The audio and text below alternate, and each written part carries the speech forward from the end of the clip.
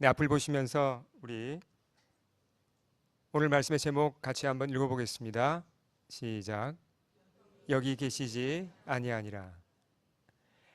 네, 오늘 우리가 읽은 이 마가복음 16장에는 예수님의 부활 사건이 기록되어 있죠. 예. 자, 근데 죽은 사람이 다시 살아난다. 이것을 참 이게 참 믿기가 쉽지 않습니다. 우리가 성경에서 많이 듣고 해서 이렇게 알지만 정말 죽은 사람이 다시 살아난다. 여러분 혹시 주변에 돌아가신 분이 살아난 거 보신 적 있습니까? 없잖아요. 그러니까 참 우리의 그 상식과 우리의 어떤 그 본능으로는 죽은 자가 다시 살아난다는 것에 대해서 참 받아들이기가 어렵습니다. 실제로 인류 역사상 수많은 사람들이 태어나고 또 뭐 이름도 떨쳤지만 다 죽었죠. 그리고 아무도 죽음에서 다시 살아 돌아오지 못했습니다. 어떤 사람들은 물론 의학적으로 죽었다고 사망 판정을 받았다가 다시 깨어난 사람이 있긴 있어요. 근데 뭐 그렇게 깨어나도 뭐 얼마나 갔습니까? 뭐 잠시 살다가 다시 결국은 죽죠. 그래서 사람들이 참 부활이란 걸 받아들이기가 정말 쉽지 않습니다.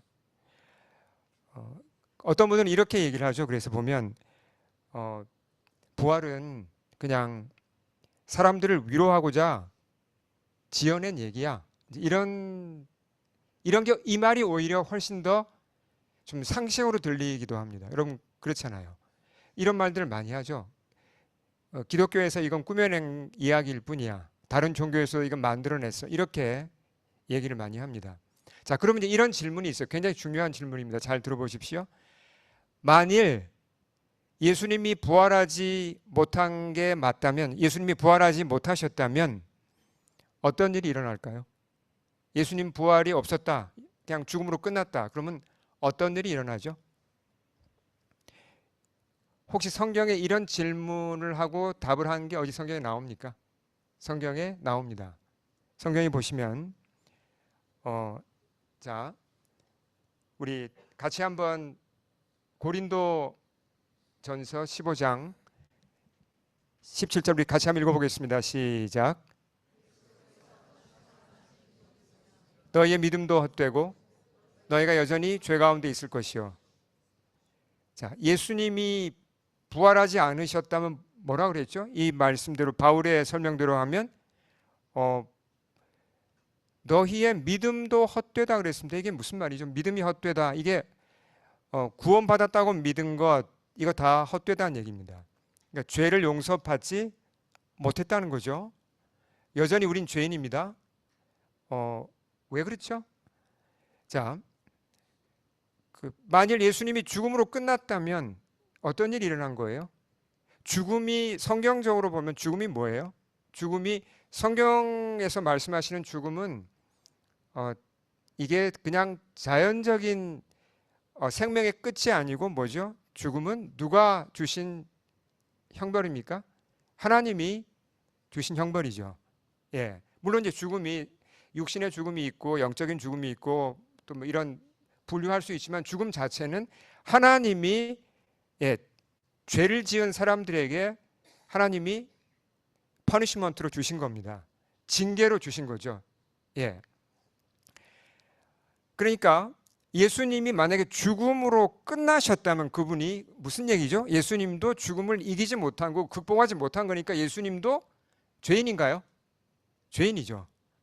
예수님도 죄인으로 그냥 훌륭하게 사셨지만 정말 훌륭하게 사셨지만 그분은 죽음을 자기 죽음을 이기지 못했고 죽음을 피하지 못했고 결국 그분도 죄인이란 얘기죠.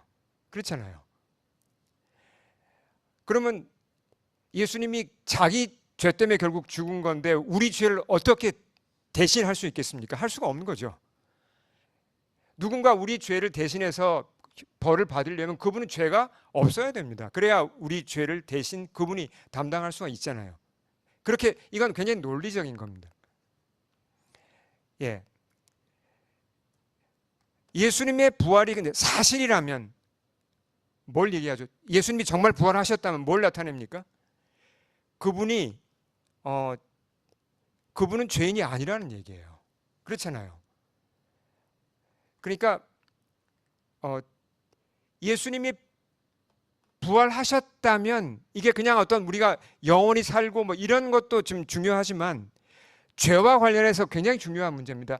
예수님이 부활하셨다는 것은 죽음의 지배를 받지 않는다는 거고, 이분은 죄가 없는 분이에요. 죄가 없기 때문에 결국 죽음의 지배를 받지 않는다는 거죠. 그러니까 이분은 우리 죄를 대속할 수 있습니까? 우리 죄를 대신 이분이 지고 갈 수 있다는 거죠. 보통 분이 아니잖아요. 그래서 예수님이 부활하셨다는 것은 우리에게는 어떤 혜택이 옵니까? 우리가 뭐 천국 그런 거 일단 생각하기 이전에 예수님 부활하셨다는 것은 우리 죄가 확실하게 용서됐다는 겁니다. 예, 논리가 그렇게 됩니다. 영적으로 첫째로 중요한 것이 예수님의 부활의 의미에 있어서 그 이펙트에 있어서 중요한 것이 우리 죄가 확실하게 도장이 찍혔다는 거죠. 용서된 걸로. 이해가 되시죠? 예, 조금 복잡할 수도 있지만 이 부분을 잘 우리가 이해를 해야 됩니다. 자, 그러니까 어떤 분이 만약에 이렇게 말하는 분이 계실 수도 있어요. 특정한 분을 제가 지칭하는 게 절대로 아닙니다. 세상에 이런 분들이 많습니다. 교회를 다니세요.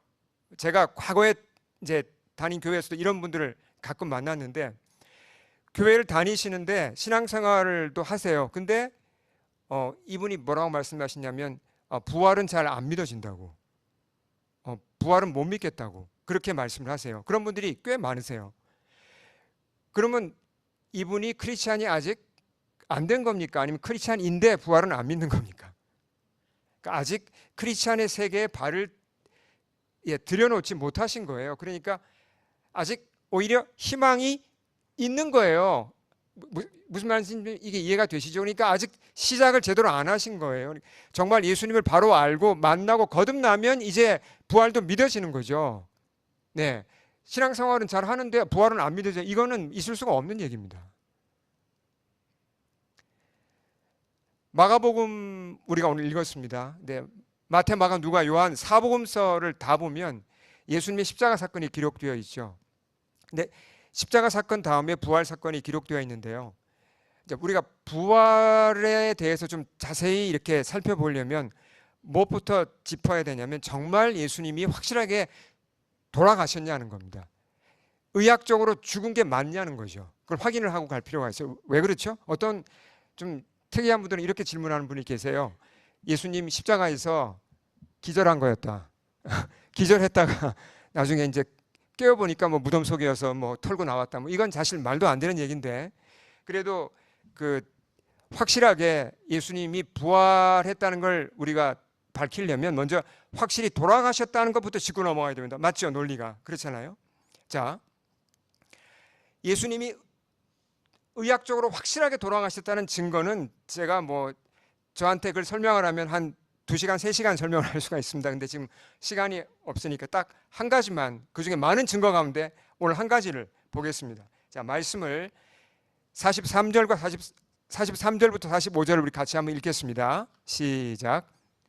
아리마대 사람 요셉이 와서 당돌이 빌라도에게 들어가 예수의 시체를 달라 하니, 이 사람은 존경받는 공회원이요 하나님 나라를 기다리는 자라. 빌라도는 예수께서 벌써 죽었을까 하고 이상히 여겨 백부장을 불러 죽은 지가 오래냐 묻고 백부장에게 알아본 후에 요셉에게 시체를 내주는지라. 자, 이게 어떤 장면입니까? 아리마대 사람 요셉이 누구죠? 여기 말씀에 설명이 잘 되어 있습니다. 이 사람이 마태, 마가, 누가, 요한복음에 다 나옵니다. 예수님의 시신을 넘겨받은 사람이에요. 예. 이 사람이 부자라 그랬고 산헤드린 공회의 의원이었죠. 예. 유대 사회에서는 거의 탑 클래스의 정말 그 고위직 그런 인물입니다. 근데 산헤드린 공회가 뭘 했죠? 바로 그 전날에 뭘 했죠? 예수님을 재판을 했습니다. 산헤드린 공회에서 재판을 해서 이거 신성모독이다, 사형시켜, 이렇게 된 거잖아요. 그 멤버 중에 한 명이었어요. 특이하죠. 그 예수님을 싫어했던 그 산헤드린 공회 멤버가 갑자기 나타나서 예수님의 시신을 지금 수습하는 겁니다. 자, 그러면 이 사람이 도대체 어떻게 된 건가? 복음서 전체를 읽어보면 이 사람이 몰래 예수님의 제자가 됐죠. 그렇죠. 언젠가는 정확하게 모릅니다. 근데 예수님이 제자가 됐는데 그걸 밝히질 못한 거예요. 밝혔다가는 어떻게 되죠? 당장 산헤드린 공회에서 찍히고 쫓겨납니다. 그러니까 어마어마한 그 핍박을 받으니까 숨기고 있었던 거예요. 근데 이제 십자가 사건을 본 이후에 용기를 내서 나 예수님의 제자입니다라고 드러낸 거예요. 그 누가 예수님의 시신을 가서 거두어서 장례를 하겠습니까? 그 목숨 걸고 한 거예요, 사실. 아리마대 요셉이 그때부터 저 아리마대 사람, 아리마대 요셉 우리 리더 중에 한 명인 줄 알았는데 저 알고 보니까 저 예수 쪽이잖아. 저 앞으로 그냥 제거해. 이렇게 충분히 될 수 있는 상황이잖아요. 근데 목숨을 내놓고 예수님 편에 선 겁니다. 자, 그래서 이 사람이 이제 자기 무덤에다가 예수님의 시신을 장사하게 되죠. 그러면 이 장면을 한번 잘 생각해 보세요. 12제자는 어디 갔어요? 12제자가 무서워서 도망갔고 예수님 실망해서 도망갔다 그래도 아무리 그래도 그렇지 3년을 예수님이 3년을 그렇게 모든 걸 다 바쳐서 사랑하고 섬겼는데 그 스승이 이제 죽었습니다. 근데 제자들이 어떻게 그중에 한 명도 예수님의 시신을 와서 이렇게 수습하고 장례를 치르고자 하는 사람이 없었다는 거예요. 이게 말이 되는 얘기입니까? 이건 폐륜이에요, 폐륜. 그렇잖아요. 어떻게 이럴 수 있어요? 사람이 죽었는데. 근데 제자들이 아니라 아리마대 요셉이 예수님의 시신을 장례를 치른 겁니다. 자, 그러면 이제 이렇게 생각해 보죠. 이게 왜 예수님이 확실하게 죽었다는 증거가 되는가? 그러니까 이 일이 확실하게 일어났다는 증거가 되는가? 앞서도 이제 백부장 얘기가 나왔잖아요. 그러니까 아리마대 요셉이 가서 빌라도에게 시신을 요구했습니다. 예수의 시신을 주십시오. 제가 장례 치르겠습니다. 그럴 때 빌라도가 어떻게 했어요? 그냥 줬어요? 가져가라 그랬어요? 어떻게 했어요? 책임자가 누구죠? 백부장. 그 사형 집행 책임자 백부장을 불렀어. 호출했어요. 진짜 죽은 거 맞아? 확인을 했죠. 백부장이 확인을 해줍니다. 죽었다고. 그랬을 때 오케이 하고 시신을 가져가라고 허락한 거예요. 이것도 하나 확실한 증거죠. 근데 더 나아가서 생각을 해보죠. 만일 제자들이 나중에 이 부활 이야기를 꾸며냈다고 하면 생각해보세요. 사람들이 그런 생각 많이 하잖아요. 이거 꾸며낸 얘기다. 근데 꾸며냈다고 생각하면 시신 수습하는 과정을 이런 식으로 썼을까요? 제자들이? 지금 무슨 얘기 쓴 거예요? 초대교회 사람들이 가장 싫어하고 두려워하고 꺼려하는 사람들이 산헤드린 공회원들입니다. 왜요? 예수님 사형시킨 그 진짜 악한 사람들이잖아요. 근데 그 중에 한 명이 나타나서 예수님의 시신을 수습했는데 제자 중에서는 아무도 오지 않았다. 그렇게 스토리를 쓰겠습니까? 그렇게 안 쓰죠. 그렇게 쓸 수가 없습니다. 속이 상해서라도 그렇게 못 쓰죠. 뭔가 제자들이 뭔가를 했다고 쓰겠죠. 근데 왜 아리마대 사람 요셉의 이름이 이렇게 나왔습니까? 이게 사실이기 때문입니다. 이런 일이 일어난 거예요. 일어난 그 사실을 그대로 쓴 것이 이렇게 드러나는 겁니다. 성경은 놀라운 책입니다. 성경은 우리가 읽어보면 이게 사실이란 게 차곡차곡 드러나는데요. 어떤 문서든지요. 정말 자세히 조사해 보면요. 그 문서가 가짜인지 진짜인지 어느 정도 진짜인지 다 드러납니다. 대부분 다. 특히 긴 문서인 경우에는. 성경 얼마나 많은 사람들이 연구했습니까? 근데 이 예수님의 십자가 사건, 부활 사건을 보면 너무나 확실하게 이건 사실에 대한 기록이에요. 자, 그러면 이제 예수님이 부활하시는 과정을 어떻게 성경에 기록하는지 한번 보겠습니다. 의학적으로 분명히 죽고 무덤에 묻혔죠. 근데 자, 우리 16장 넘어갑니다. 1절을 우리 같이 한번 읽어보겠습니다. 시작. 야고보의 어머니 마리아와 또 살로메가 가서 예수께 바르기 위하여 향품을 사다 두었다가 남자 제자들은 다 도망갔습니다. 네, 여제자들만 남았어요. 이거 참 이 부분을 제가 전할 때마다 이제 참 그 한편으로는 참 이 남자들의 약함이 또 이제 이렇게 드러나고 또 우리 자매님들의 그 위대함, 그 예수님께 대한 충성이 새삼스럽게 잘 드러납니다. 근데 안식일이 언제 시작되죠? 안식일은 해 질 때, 금요일 해 질 때 시작되죠. 안식일 직전에 예수님 돌아가셨고 이제 급하게 무덤에 들어갔습니다. 그래서 제대로 향품을 바르지 못했죠. 여제자들이 그걸 받습니다. 예, 십자가도 받고 보면 이 사람들이 장례 치르는 것도 다 받고 근데 제대로 장례를 못 치렀잖아요. 그러니까 안식일이 끝난 토요일 해 진 이후에 향품을 사다 두었다가 이제 주일 아침 일찍 새벽에 예수님의 무덤으로 가는 겁니다. 마가복음 15장과 16장을 읽어보시면 여제자 중에 이름이 언급된 사람이 여기 이제 누구죠? 앞에 우리 나왔잖아요. 보면 여기 앞에 이름이 찾아볼까요? 세 명의 이름을 누굽니까? 막달라 마리아와 야고보의 어머니 마리와 또 살로메, 이 세 사람의 이름이 3번씩이나 기록되어 있어요.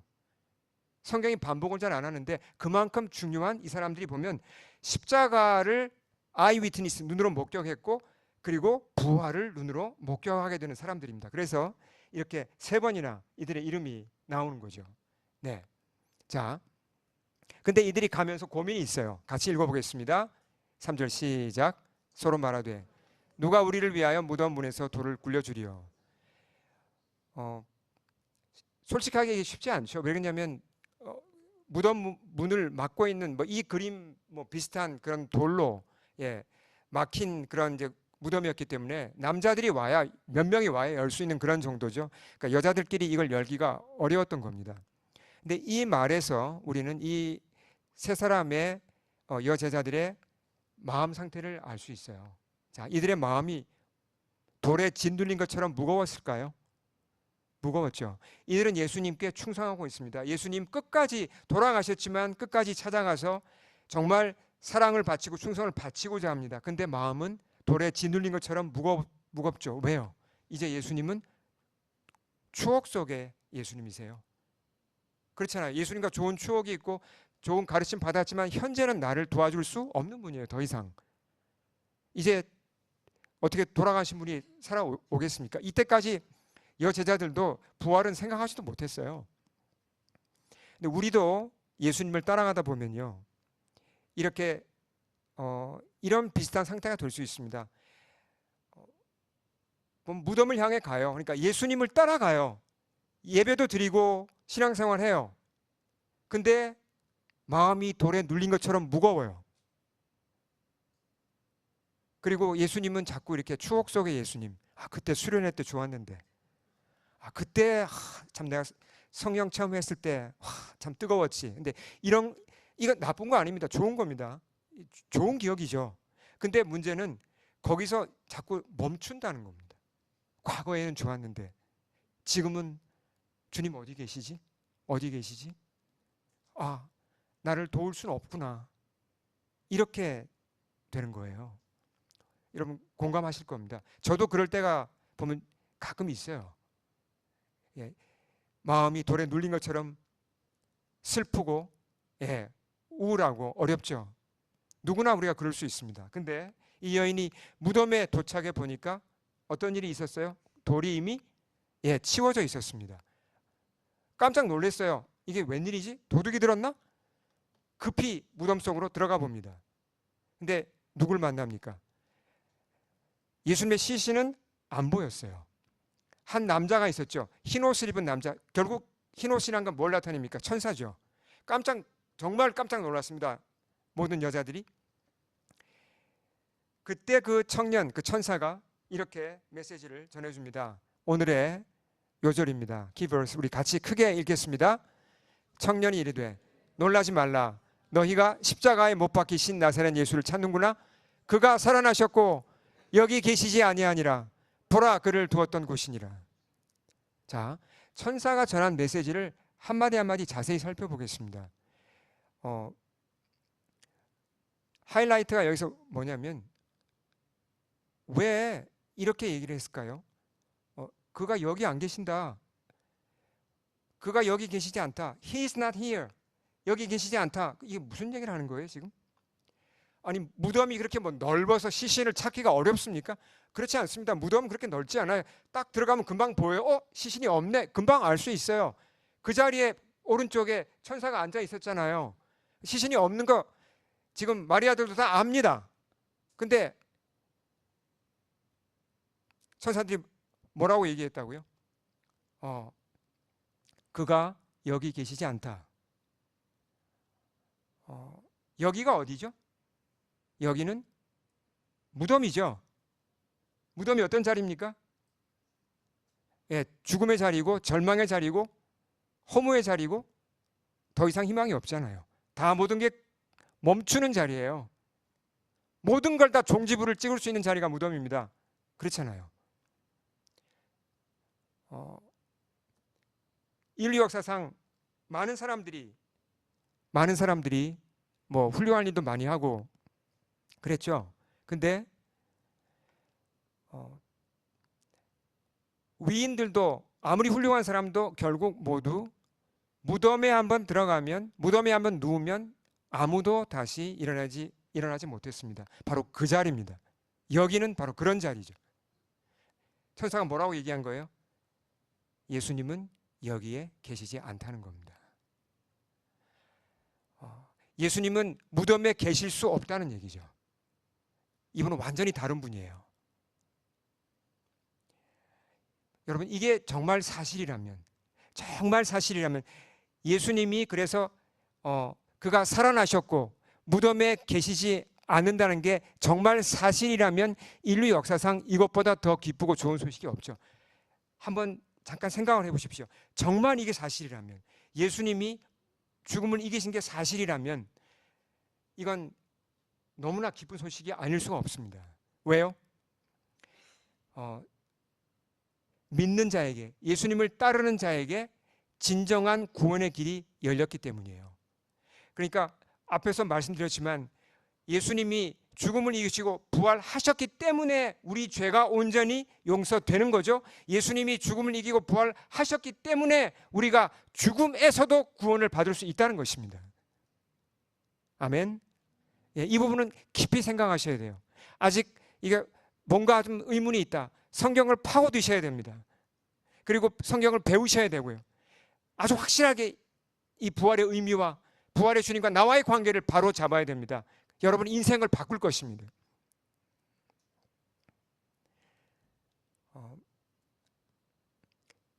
여러분 지난 4월 1일에 무슨 일이 일어났는지 아마 여러분 아실 겁니다. 그 유인 우주선 아르테미스 2호가 달 탐사 임무를 가지고 플로리다 쪽 그 우주 기지에서 로켓을 통해서 이제 발사되었죠. 혹시 중계 보신 분 계세요?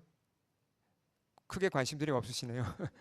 보신 분들 몇 분 계시고. 근데 이게 왜 중요한 사건이냐면 인류가 처음으로 달에 간 게 몇 년도죠? 달에 첫 발을 디딘 게 69년이었던가요? 그렇죠? 예. 그러니까 지금부터 한 6년 전 역사적인 순간이었죠. 그러니까 인류가 어떤 정말 과학 기술이 발전했고 이렇게 어떤 큰 지구 밖으로 그렇게 어떤 이제 영역을 넓혔다는 게 정말 의미심장한 이제 그런 사건이었는데 그 이후로 이제 달 탐사는 좀 멈추었다가 최근에 와서 다시 이제 여기 불이 붙기 시작했죠. 경쟁적으로 달에다가 뭐 기지를 세우고자 하고 중국하고 지금 미국이 경쟁하지 않습니까? 근데 이번에 아시겠지만 이번 그 탐사 같은 경우는 달에 착륙하는 건 아니고 달을 이제 달 궤도로 들어가서 돌아서 이렇게 오게 됩니다. 대단하죠. 정말 대단한 기술입니다. 여기 또 네 명의 그 승무원 중에 우주인 중에 한 명이 누구죠? 예, 캐네디언이죠. 이것도 참 중요한 얘기예요. 캐나다랑 미국이 사이가 안 좋지만 그래도 네 자리 중에 한 자리를 캐나다한테 준 겁니다. 그러니까 참 이런 면에서는 또 그래도 참 자부심 가질만 하죠. 네. 그래서 이 아르테미스 그 지금 사이트에 나사 사이트에 들어가 보시면 과거와는 달리 과거 그 이제 첫 그 달 탐사 때와는 달리 지금은 거의 실시간으로 아르테미스에서 찍은 영상과 사진을 볼 수 있어요. 예. 그리고 그 우주인들의 이제 그 상태도 다 그냥 중계가 됩니다. 거의. 참 놀라운 그 과학기술의 발전인데 제가 왜 이 말씀을 드리냐면 물론 이제 세상이 어떻게 돌아가는지도 우리가 알아야 되죠. 근데 생각을 해보셔야 됩니다.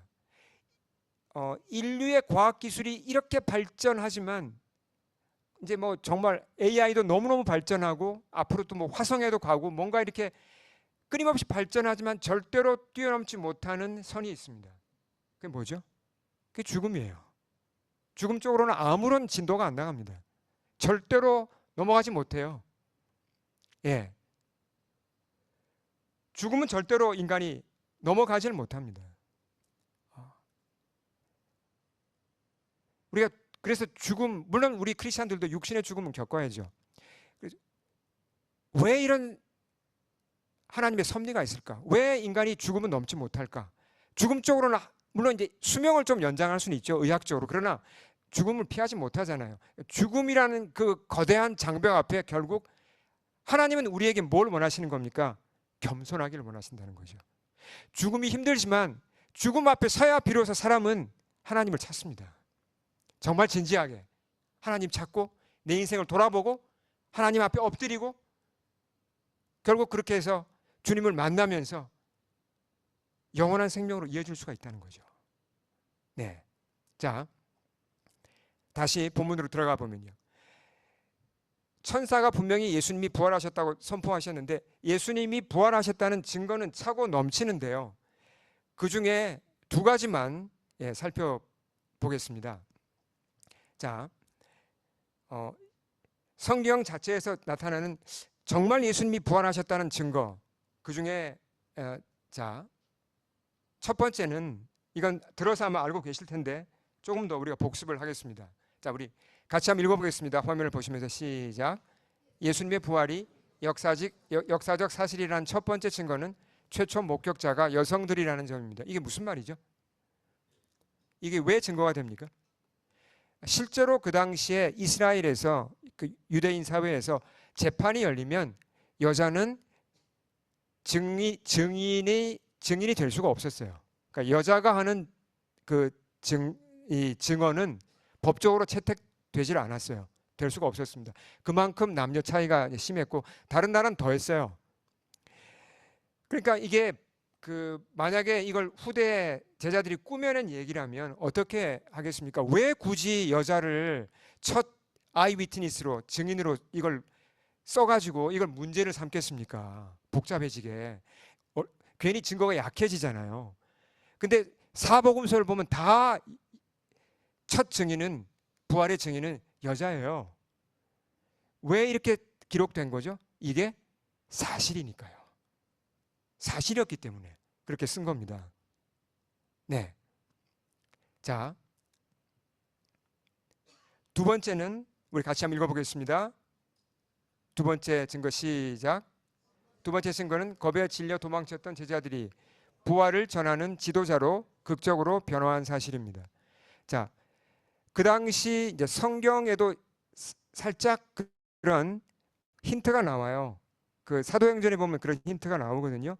메시아 운동이 여러 건이 있었습니다. 무슨 얘기냐면 내가 메시아다. 그 유대인들은 메시아를 기다렸잖아요. 그러니까 내가 메시아다라고 메시아 운동을 일으킨 사람이 그 당시에 수십 건이 있었습니다. 성경에도 사도행전에도 나오고 또 다른 그 문서에도 보면 그 기록이 나와요. 근데 그 리더 있잖아요. 내가 메시아다라고 주장한 그 리더가 잡혀서 죽거나 어디로 뭐 도망가거나 하면 어떻게 되죠? 그 운동이 모두 다 사라졌습니다. 그러니까 리더가 죽으면 메시아 운동은 다 사라졌어요. 근데 지금 나사렛 예수가 일으킨 이 메시아 운동은 그 리더가 제일 비참하게 죽었어요. 근데 어떻게 됐죠? 이상하게 그 이후로 폭발적으로 제자들이 늘어났어요. 이거 어떻게 설명할 겁니까? 그리고 제자들이 목숨 걸고 목숨 내놓고 복음을 전하고 예수님의 증인이 됐어요. 설명이 안 되잖아요. 그러니까 이건 정말 제자들이 부활하신 예수님을 만나서 죽음을 이기신 그분을 만났다는 것밖에 그 외에 다른 방법으로 설명이 안 되는 겁니다. 네. 제자 중에 가장 겁쟁이였다고 할 수 있는 사람이 누구죠? 우리가 잘 아는 대로 베드로죠. 자, 베드로전서 1장 3절 우리 같이 한번 읽어보겠습니다. 시작. 우리 주 예수 그리스도의 아버지 하나님이 그 많으신 긍휼대로 예수 그리스도를 죽은 자 가운데서 부활하게 하심으로 말미암아 우리를 거듭나게 하사 산 소망이 있게 하시며. 베드로가 이건 지금의 터키 지방에 흩어진 건 왜 흩어졌습니까? 핍박을 받거나 고난 가운데 흩어져 있는 교회 성도들에게 보낸 편지예요. 이 베드로 전 후서잖아요. 핍박 가운데 얼마나 힘들겠습니까? 근데 그들을 향하여 베드로가 편지를 보내면서 찬송하라고 합니다. 찬송하라고. 왜 찬송하라 그러죠? 우리에게는 부활하신 예수님이 계시기 때문에. 예수님이 부활하셔서 우리에게는 산 소망이 있기 때문에, 다른 어떤 고난도 다 덮고도 남을 만한 산 소망이 있기 때문에 우린 찬송할 수 있다고 그가 이렇게 기록했죠. 이건 진심이죠. 베드로가 이렇게 변한 겁니다. 이렇게 삶의 목적이 변하고 삶의 의미가 변하고 베드로의 성품이 변했어요. 사람 자체가 완전히 달라진 겁니다. 어떻게 변하죠? 이렇게 부활하신 예수님이 진짜 부활하셨고 그를 만나 주셨기 때문이죠. 자, 그래서 결론적으로 예수님의 부활이 우리에게 주는 것은 두 가지로 요약됩니다. 예수님의 부활, 많은 선물을 우리에게 주는데 이 두 가지는 우리가 꼭 기억하면 좋겠습니다. 첫째는 뭘 주시죠? 앞에서 우리가 얘기한 대로 예수님이 부활하셨기 때문에 나의 죄사함이 확증된 겁니다. 믿으십니까? 아멘. 물론 십자가가 필요하죠. 그러나 예수님이 부활하심으로 말미암아 이게 컨펌이 된 거예요. 그래서 요한복음 한 말씀 우리 또 같이 읽겠습니다. 요한복음 시작. 내가 진실로 너에게 이르노니 내 말을 듣고 또 나 보낸 이를 믿는 자는 영생을 얻었고 심판에 이르지 아니하나니 사망에서 생명으로 옮겨느니라. 이 말씀은 시제가 참 중요해요. tense. 보면 특히 영어는 참 표현이 잘 되어 있는데요. He has passed from death to life. 그랬죠. he가 누구죠? 예수 믿는 자는 지금 내가 예수님을 믿는다면, 내가 지금 믿고 번호게인 했다면 어떻죠? 나는 이미 완료된 거예요. 뭐가 완료된 거죠? 사망에서 생명으로 옮겨질 건가요? 아니면 지고 있나요? 옮겨진 건가요? has passed라고 그랬습니다. 헬라어에 똑같이 perfect를 썼습니다. 완료된 거예요. 물론 이제 이게 이미 부분적으로 이 일이 일어났고 이제 예수님 다시 오시면 우리가 이제 그때 이제 완성되는 거지만, 예수 믿는 순간에 우리는 구원을 받는 겁니다. 우리가 어떻게 구원의 확신을 가질 수 있는가? 크리스찬들이 구원의 확신으로 질문들을 많이 하잖아요. 내가 거듭나면 크리스찬은 내가 거듭났다는 걸 알 수 있습니다. 그리고 성경을 읽어보면 특히 이 요한복음 이 말씀 아주 분명히 알 수 있어요. 아, 예수 믿는 자는 이미 구원받았고 그 구원이 보증이 됐구나, 완료가 됐구나라는 걸 알 수 있어요. 완료됐다고 그랬잖아요. 여기서 우리는 구원의 확신을 얻는 겁니다. 누가 책임집니까? 하나님이 책임지신다는 겁니다. 이 일이 어떻게 가능하게 됐죠? 예수님이 부활하셨기 때문에 가능한 겁니다. 내 믿음이 흔들린다. 흔들릴 수 있습니다. 그래서 어떻게 해야 되죠? 이 말씀을 다시 붙잡아야죠. 아, 내가 예수 믿는 건 맞나? 내가 본어게인 한 건 맞나? 맞다면 이 약속은 나에게 주어진 거 맞습니까? 아멘. 나의 약속이에요. 절대로 흔들리거나 속으면 안 됩니다. 예. 이런 이 두 가지만 분명히 알아도 내가 죄사함 받았고 이렇게 확실한 지금 이 천국 소망을 가지고 산다는 내가 이걸 분명히 알 때 고난 이길 수 있습니다. 고난 쉽지 않죠. 그러나 이겨낼 수 있습니다. 우리가 닥치는 어려움들 부활의 주님이 함께 하셔서 이기게 하십니다. 그렇게 하실 줄로 믿습니다. 자, 한 가지만 더 제가 나누고자 합니다. 이번에 이제 그 아르테미스 2호를 저는 보면서 여러 가지를 생각했어요. 그 아르테미스에서 찍은 사진 하나를 제가 보여드리겠습니다. 보시면 이 사진은 이제 기장이 아르테미스 그 이제 캡틴이 깊은 우주로 들어가자마자 찍은 사진인데요. 그 지구 과학을 조금 아시거나 천문학을 조금만 아시는 분은 이 사진을 보면 정말 감탄합니다. 왜요? 아주 디테일하게 너무나 아름다운 게 많아요. 여러분 뭐가 보이십니까? 여기서 뭐가 보이죠? 그냥 바다, 땅, 끝. 뭐 그럴 수도 있죠. 근데 여기 뭐가 보이시죠? 테두리에 뭐가 보이세요? 테두리. 맨 위쪽하고 잘 보세요. 맨 아래쪽. 이게 지금 태양이 어디 있죠? 지구 반대편에 있어요. 일식이 일어난 거예요. 지구 반대편에 태양이 있습니다. 오른쪽 아래에 보시면 태양이 살짝 보이고 있어요. 그렇죠? 꼭대기 쪽과 아래쪽에 보면 오로라가 보이고 있습니다. 오로라. 꼭대기 쪽을 제가 확대를 해봤어요. 뭐가 보이세요? 예, atmosphere. 대기권이 보이면서 오로라가 보여요. 얼마나 아름답습니까? 하나님이 지구를 이렇게 아름답게 창조하셨어요. 대기권을 만들어 주시고, 예, 전능자가 이 지구를 만드신 겁니다. 근데 하나님 광대한 분이에요. 지구에서 달까지 거리 보시면 몇 킬로라고요? 지구에서 달까지 멉니다. 여기 뭐 제가 숫자까지 다 얘기는 않겠습니다. 지구에서 태양까지도 거의 1억 5천만 킬로미터. 근데 우리 이 갤럭시, 우리 은하수 말고 다른 또 갤럭시가 있잖아요. 가장 가까운 갤럭시가 뭐죠? 안드로메다라는 갤럭시가 있습니다. 여러분 안드로메다가 눈으로 보이는 거 아십니까, 여러분? 육안으로 보이는 거 아세요? 네, 조건이 있어요. 캄캄해야 돼요. 시골 가서 아무것도 없는 이 빛이 없는 캄캄한 데 가면 육안으로도 좀 보입니다. 넓이가 어디만큼 넓냐면 보름달에 한 서너 배 정도 폭이 넓어요. 물론 이제 이렇게 달팽이 같은 게 다 보이진 않고 점점이 보이는데 별이 모여 있는 게 보여요. 당연히 망원경으로 보면 잘 보이죠. 그러니까 안드로메다까지 거리가 얼마인지 아세요? 뭐라 그랬죠? 250 라이트 이어, 광년이에요. 어마어마하게 넓습니다. 이 광대한 우주를 누가 지었습니까? 창조주 하나님이 지으셨습니다. 태초에 하나님이 천지를 창조하시니라. 이렇게 하모니가 넘치고 광활하고 또 지구 하나만 보더라도 이렇게 생명이 살 수 있는 모든 환경이 예비된 이 우주를 지으신 분이 왜 죽은 자를 다시 살리지 못하겠습니까? 이 전능자가 왜 천국을 우리를 위해 만들지 못하겠습니까? 아멘. 우린 창조주 하나님을 보면서도 부활을 믿어야 합니다.